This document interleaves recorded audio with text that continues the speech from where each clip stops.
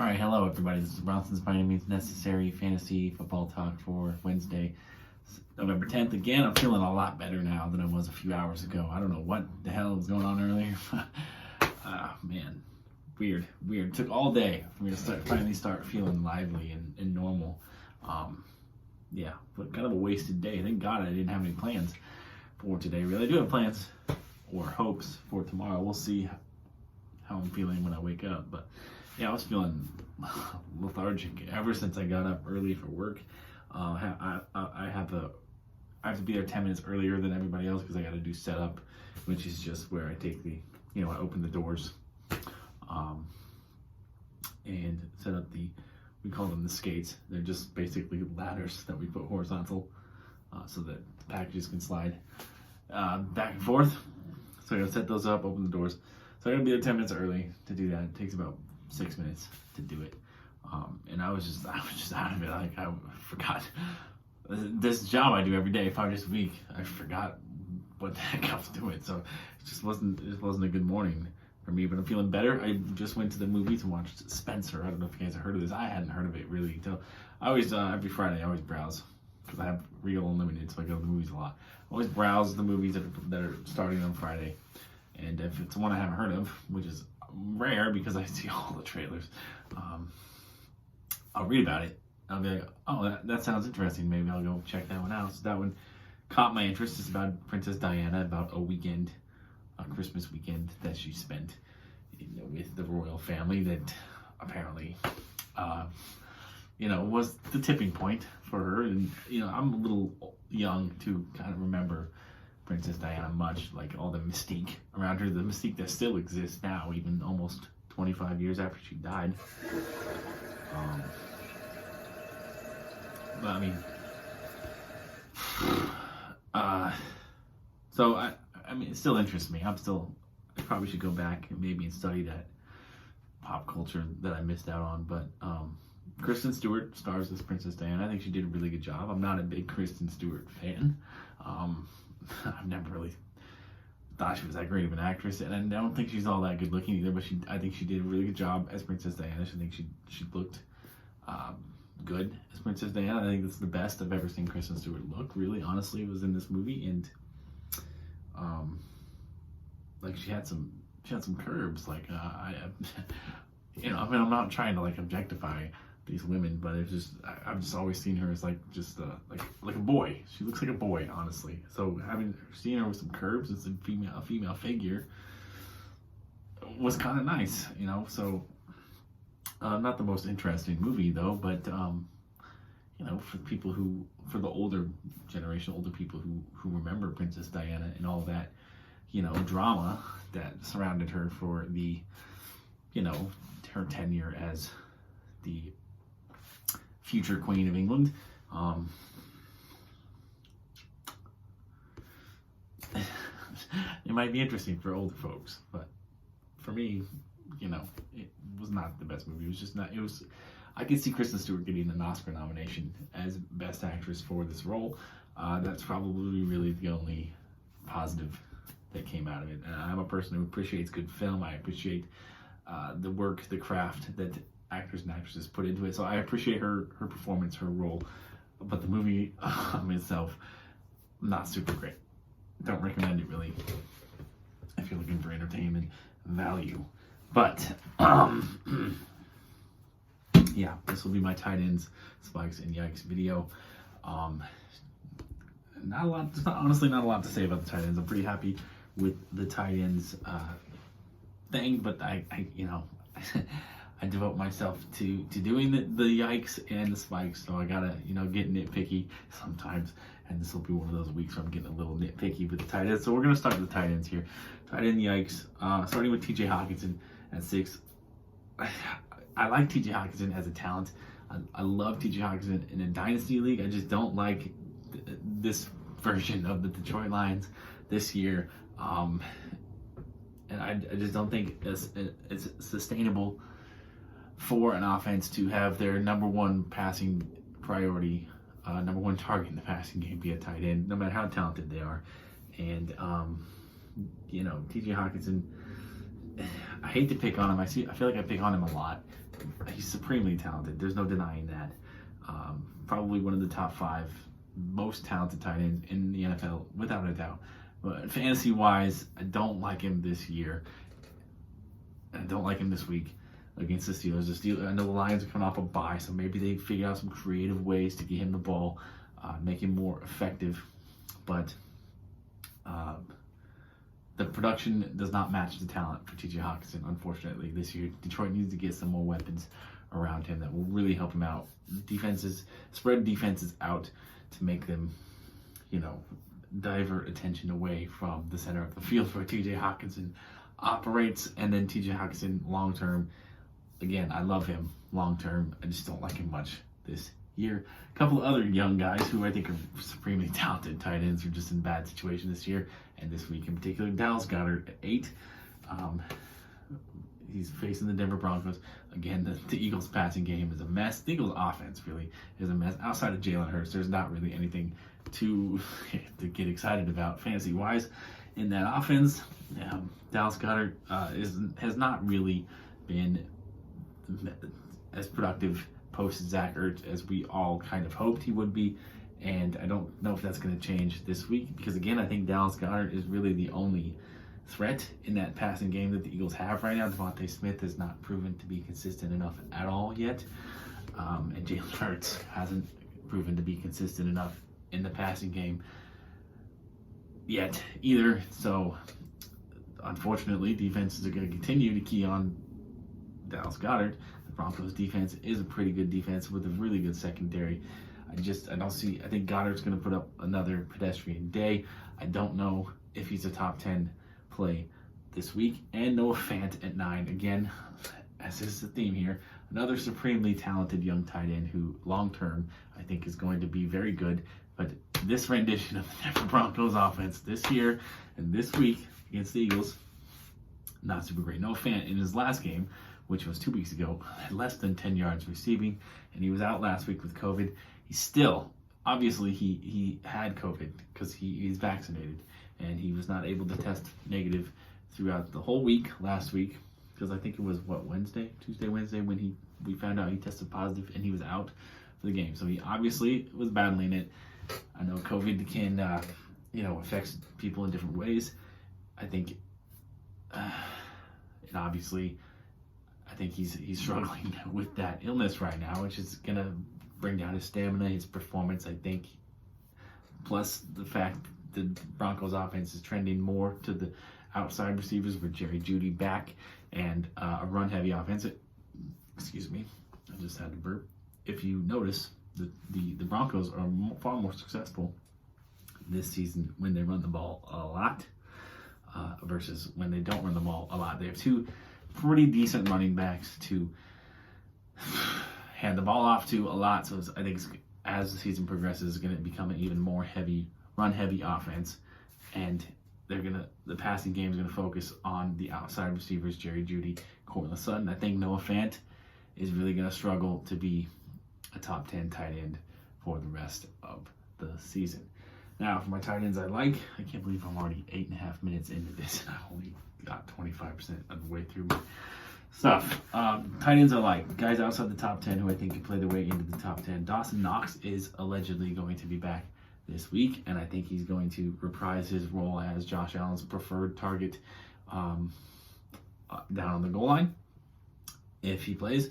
And even though I think he's still going to be dealing with the broken hand, I think he's going to be a very relevant tight end as soon as he steps back on the field. Top 10 play for sure. I, in fact, just picked him up in one of my leagues where there's no set tight end position. It's a wide receiver tight end. So it's a Yahoo League, WT, wide receiver or tight end. I picked up Dawson Knox for the week because I got a couple of guys on bye. Actually, I got 3 guys on bye, so I needed somebody to fill in this week. And I believe in Dawson Knox enough this week to start him as basically a wide receiver in this league. The options were not super great, I'll admit, but I like Dawson Knox enough. I'm confident enough in Knox this week against the Jets.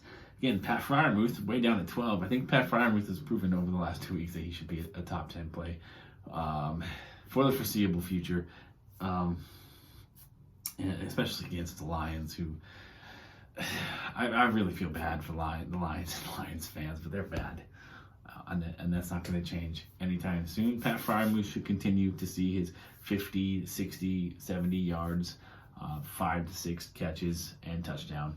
I think that's going to make him a top 10 play for sure. And Hunter Henry is still getting disrespect, way down at 18 versus the Browns. Hunter Henry, all due respect to Jacoby Myers, who remains very fantasy relevant because of his floor, his PPR, his amount of catches, but he does not score touchdowns. Hunter Henry scores touchdowns, and touchdowns are very useful in fantasy football. If there is any pass catcher on the Patriots that I'm trusting for this week and beyond, right now it's Hunter Henry. So Hunter Henry, I think, is pretty much a top 10 play at the tight end position going forward. So having him down at 18, I know the volume is low, and so he's very touchdown dependent. But so far this year, he's doing pretty well. There's no reason not to continue to trust him. Moving on to the quarterbacks now. Quarterbacks, Yikes. All right. So all these guys are, well, I guess they're not outside the top. Okay, no, never mind. Dak Prescott at 4 against the Falcons. I know it's a very juicy matchup. I know Dak Prescott has been a very good fantasy quarterback for a long time, but he was pretty bad last week. I'm concerned about his health. I don't know if he's fully healthy, so that's making me drop him outside the top 5 for the week. I won't be surprised if he goes out there and puts up a top 5 week against the Falcons defense. If he proves he's 100% healthy with the weapons he has, there's no reason he shouldn't. But again, I'm just a little concerned about his health, that he's not 100%. And the Cowboys kind of rushed him back out there because they paid him a lot of money, and they didn't like what they saw from Cooper Rush, despite the fact that they won against my Vikings with Cooper Rush. Cooper Rush did not look good. That was less about the Cowboys winning and more about my Vikings sucking. So they got Dak Prescott back out there, but I don't know if he's fully healthy, so I don't trust him as a top 5 play. Obviously, in the leagues, for some reason I ended up with a lot of Dak Prescott and Joe Burrow in the same team. I got Joe Burrow on a bye this week, which, by the way, a reminder of the bye: Bengals, Texans, Giants, and Bears all on a bye. So it's another 4-team bye week. I think you've probably figured that out at this point. But I'm kind of having to roll with Dak. But I'm keeping my hopes relatively low for Dak this week. Next, Jalen Hurts 10. I know Jalen Hurts has been a very good fantasy quarterback for the entirety of the season. He gets it done with his feet. He does just enough in the passing game to stay hovering around the top 5. And again, he's probably a top 10 play again this week. But I'm just a little concerned with the fact that I think defenses are kind of starting to figure him out, kind of like with Lamar Jackson. Lamar Jackson has adapted and proved us all wrong. But there was a couple of years there where defenses had figured Lamar Jackson out. I think that's happening to Jalen Hurts now. The Broncos, again, are a good defense. And I think the Broncos are going to try to keep the ball out of Jalen Hurts' hands as much as possible by running the ball a lot. And so I'm a little concerned about Jalen Hurts this week as well, but I won't be surprised if he does end up top 10, as he is 10 in the rankings.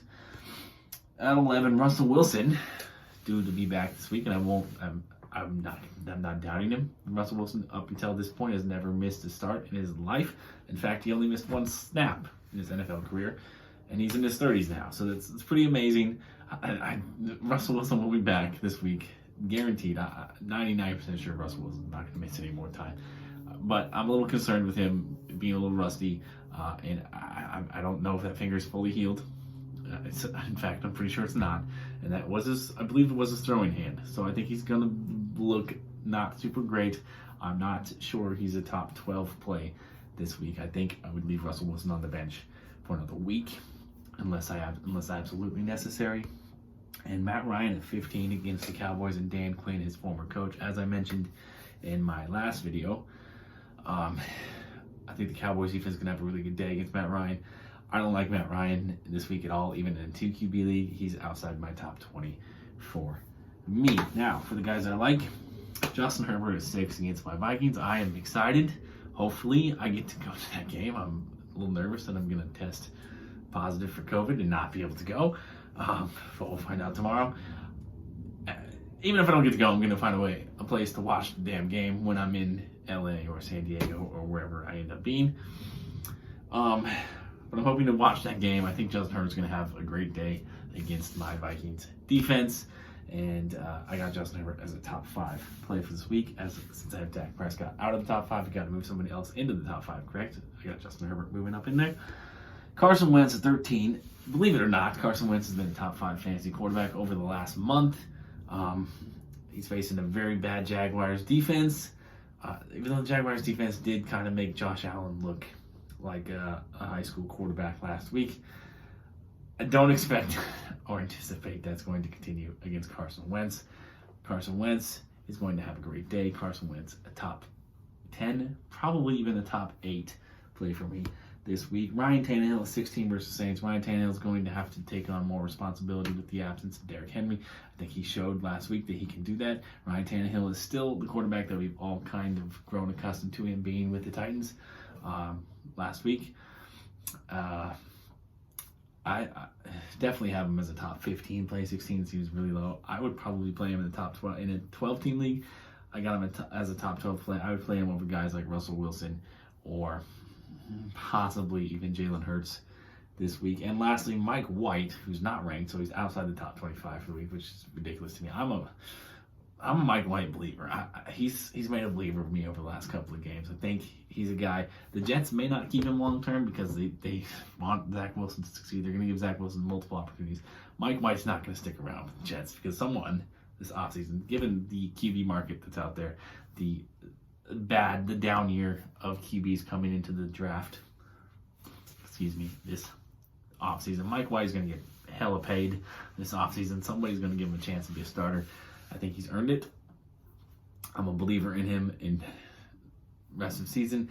Definitely Dynasty. Mike White's house money in Dynasty right now.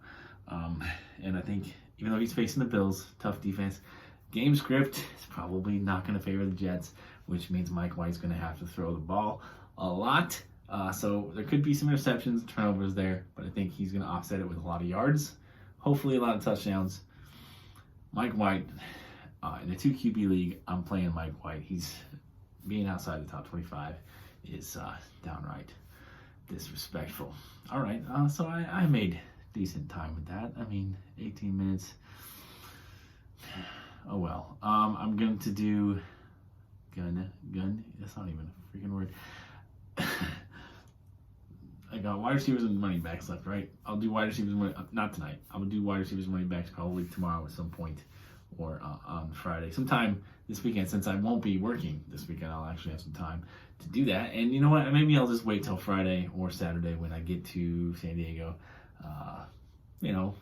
Do some on-location shoots or something. And also, I've been telling myself this like for the last week, but I need to incorporate basketball into this stuff again. I think we're far enough into the season now that I can still do it. So I mean, mainly football for the rest of the football season, and so Tuesday, Wednesday, Thursdays will definitely be devoted to football. Maybe Monday, Friday, Sunday, basketball days, or maybe just twice a week basketball days. I mean, I'm gonna find a way to talk basketball and make it semi-interesting, at least for me, hopefully for you too. But I'm gonna end this. We're at 19 minutes. Thanks. Peace, love, and nacho fries. I need some dinner. Anyway, I'm hungry.